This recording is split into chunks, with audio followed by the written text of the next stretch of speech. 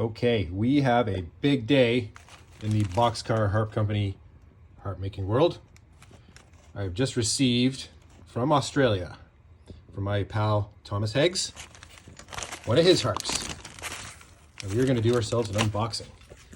Now, as far as we know, not only am I the only Canadian making these harps, again, as far as we know, my pal Thomas here, my mate, we think is the only Australian doing it.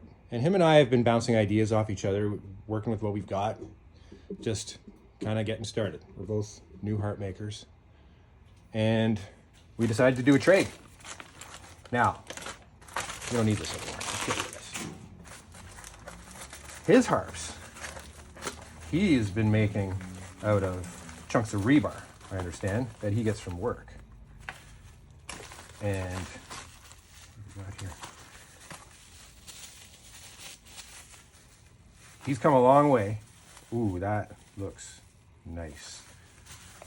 And I'm really excited for this. So what we've done is we've traded two D2 harps. I gave him a Surge, and he has given me, oh man, dude,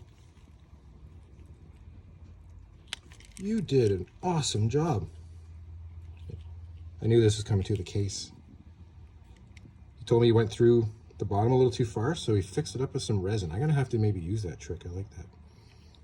And he's got like a little hook on it, so it can be like worn as a necklace or a keychain. Well, I wouldn't smash it in my pocket or anything, but so yeah, this was, I believe, originally a chunk of rebar.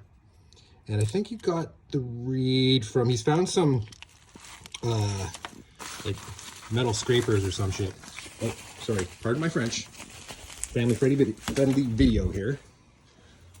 And yeah, started fashioning these harps. Let's give her a go. Let's have a look. Okay, get her back up on here. Zoom in a bit. Okay. So, if I remember right, we'll unhook this. Come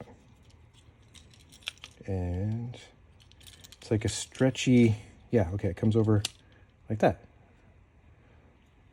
Very cool.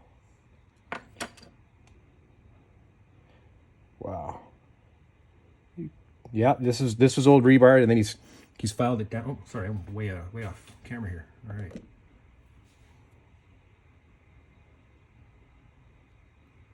So you can see on the inside there, you can see the old texture of the rebar.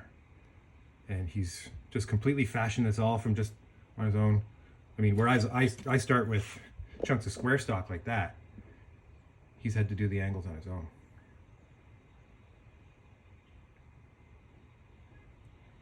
I'm excited for this.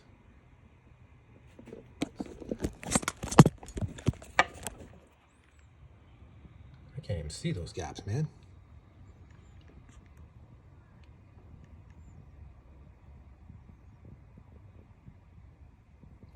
Looks great. I can't wait. I'm going to try this. But as is good practice, anytime you get something in the mail from a foreign country,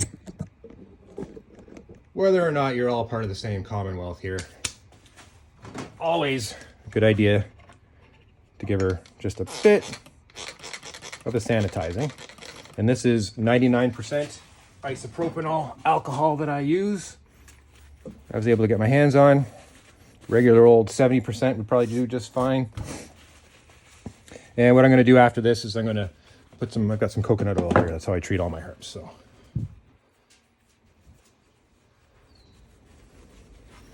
here we go. Now, I believe he said this was tuned to D2. Now, I'm not going to pull the tuner out. Yeah, you can tell he's really worked by hand the reed here, which is super cool. All right.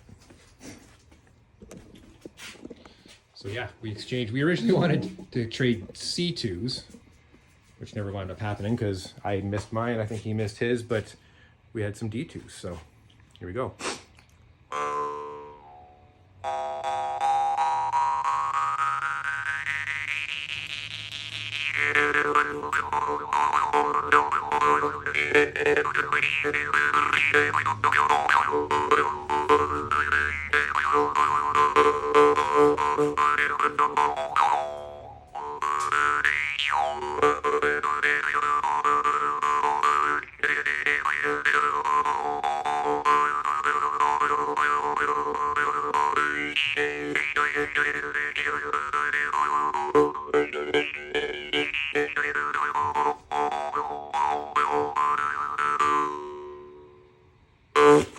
That is a nice harp, man.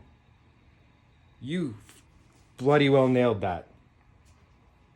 Alignment's good. Plays nice. Your gaps are crazy, dude. Like, I can't. Good job. Like, those have to be tighter than mine, I think. Nice compression. You were meant to do this, man. This is awesome.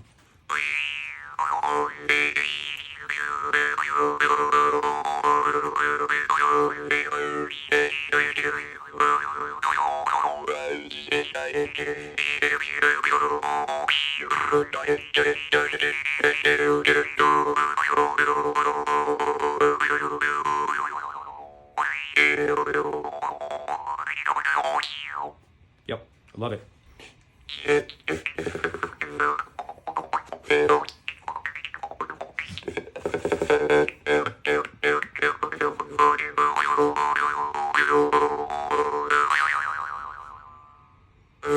Oh yeah, okay. So that is a beauty harp. Just fantastic job. I am super impressed. He's only made a handful of harps. Do you know what happened to the tape measure? Okay, as I was saying, if you want to look into his harps, find him there's a Facebook group called Plucking My Life Away, and he is in there. I think he's got a group he started called Australian Made Harps or something like that. Again, pretty sure he's the only one in Australia making these, and just great job. Love it. This is awesome. So as far as I know, this here is the very first Australian made harp outside of Australia. And it is in my hands. He will be getting one of mine very soon. It's in the mail already. And I don't know what else to say. Great job.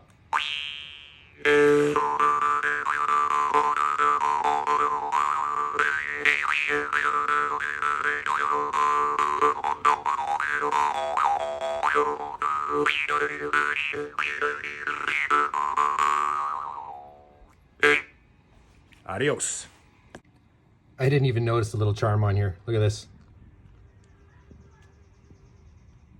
That's awesome.